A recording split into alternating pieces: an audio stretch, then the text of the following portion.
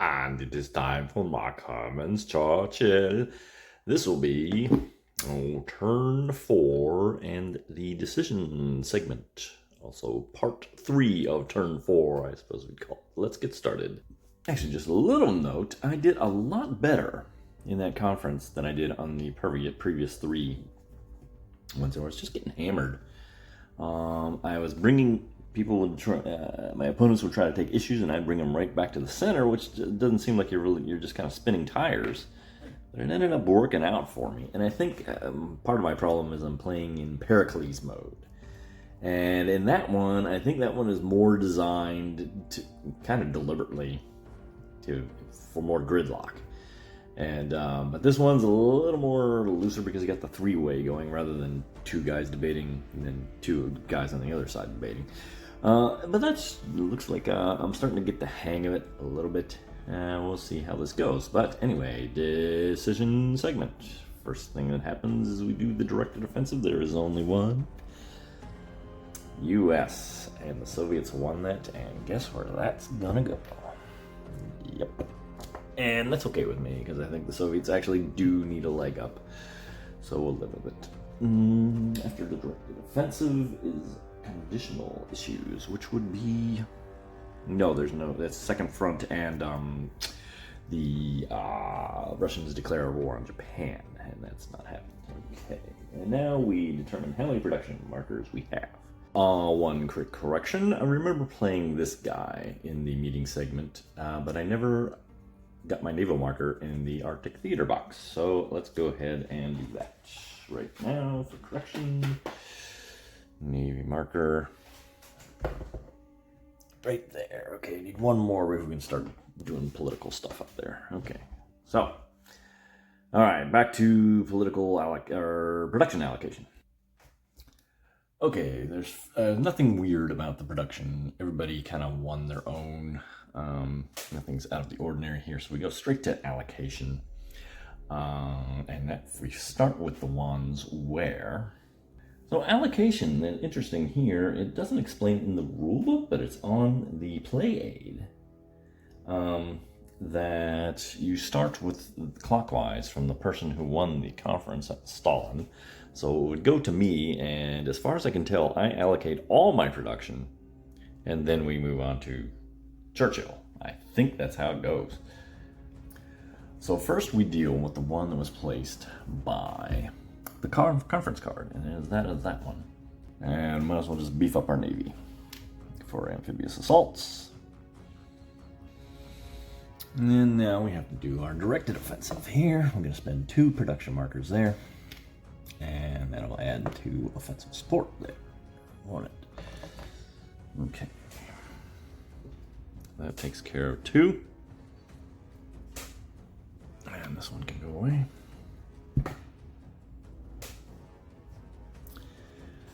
Now, I won 2 Paul Mill issues. And I could charge both of them up. Or I could just charge one up. It's going to give me a big advantage, but I think I'm going to go ahead and catch up on my Paul Mill.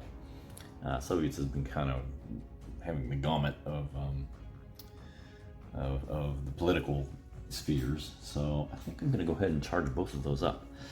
So spend 2 production, and I'll get 3 political alignment markers and 4 clandestine networks. And for my last production marker, I'm just going to put one right here so we can get a little movement going. All right, that is my allocation. The British are obligated to place one in here with the production. And as usual, the British go all in for central Italy. And then we're going to see Normandy if we capture that, assuming we capture that, which is not a gimme, so I wouldn't assume anything. That leaves us with the Soviets, who are also going to go all in on the Eastern Front.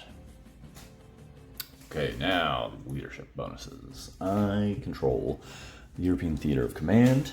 That means I get a bonus. And I have to spend it. And, well, I kind of have to spend it here.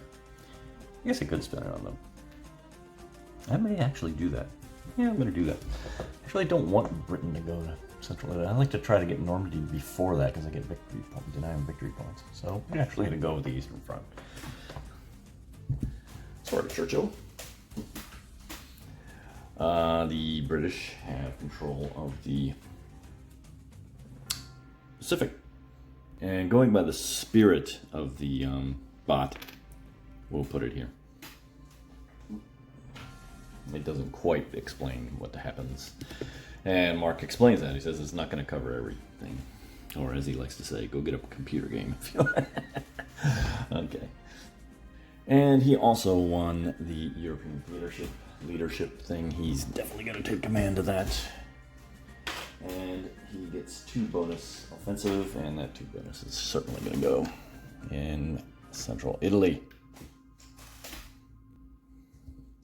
Soviets won the A-bomb issue. And so,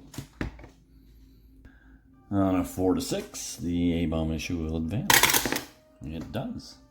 And we are at Los Alamos, and here come the Soviets right behind. All right. Finally, the global issue, and Soviets won that, and this is going to be a big one. And the bot tells me to take it from the player that's in the lead. I'd say Churchill's in the lead. He's won 2 conferences, so he's going to go here for Sphere of Influences.